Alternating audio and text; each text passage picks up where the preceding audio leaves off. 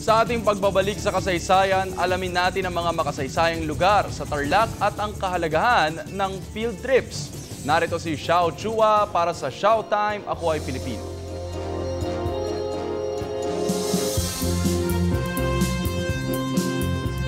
Makasaysayang araw po, it's Showtime! Sa subject na World History. Kaiba sa mga iba pang mga subject sa paaralan, ang hirap umisip ng lakbay-aral para dito. Hindi naman tayo pwedeng basta-basta tumungulat sa mga pyramid sa Ehipto o sa Great Wall of China. Mayroon akong mungkahi, isang konseptong aking nilikha para sa world history na pupuntahan ang isang lalawigan na hindi gaanong naiisip sa mga lakbay-aral na ito, ang lalawigan ng Tarlac. Ito ang tinatawag kong Tarlac World History Tour, the Philippines and the World. First stop, ang Aquino Center sa San Miguel, Tarlac City.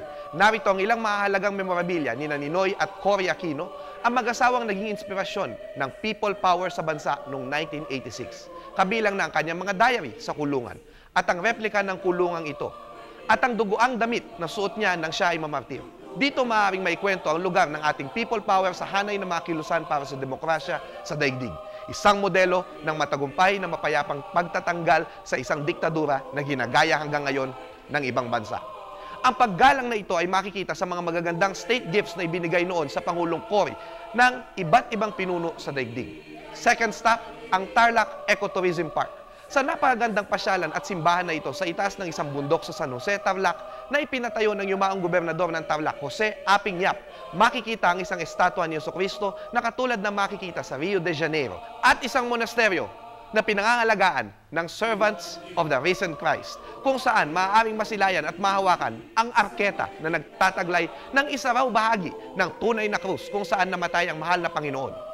Ang tanging Vatican-approved relic ng krus na nasa Asia na pinaubaya sa atin ng isang nagsasarang monasteryo sa Alemanya noong 2005. Dito maaaring talakayin ang halaga ng krus at ng mga holy relics na ito sa kasaysayan ng paglago ng Kristyanismo, paano napadpad ng Katolisismo sa Pilipinas at ang lugar natin bilang tanging Katolikong bansa sa Asia. Third stop, Capas National Shrine, kung saan nagtapos ang 100 kilometrong kalbaryo ng mga sundalong Pilipino-Amerikano noong Abril 1942 na tinawag na Death March. Dito sa Camp O'Donnell, maaaring ituro na sa kabila ng pagkasawing ito na ipakita ang kabayanihan ng mga gerilyerong Pinoy na sa huli ay nagtagumpay din laban sa mga Hapones at nakapag-ambag sa buong pagwawagi ng digmaang Pasipiko. Makikita sa paligid ng mataas na monumento ang pangalan ng mga Pilipinong lumaban sa digmaan. Ang mga lakbay-aral ay isang lehitimong gawain na pinahihintulutan dahil alam naman natin na ang edukasyon ay hindi dapat magtapos sa 4 na sulok ng classroom, lalo na kung ito ay maingat at responsableng ginagawa. Hindi naman makatuwiran na tuluyan at lubos na ipagbawal ito dahil itinataguyod din ito ang kabuhayan na dulot ng lokal na turismo. Bagamat may ilang mga malungkot na aksidente ang nangyari. Hindi ba't hindi naman kailangang sunugin ang buong bahay kung inanay lang naman ang isang bahagi nito?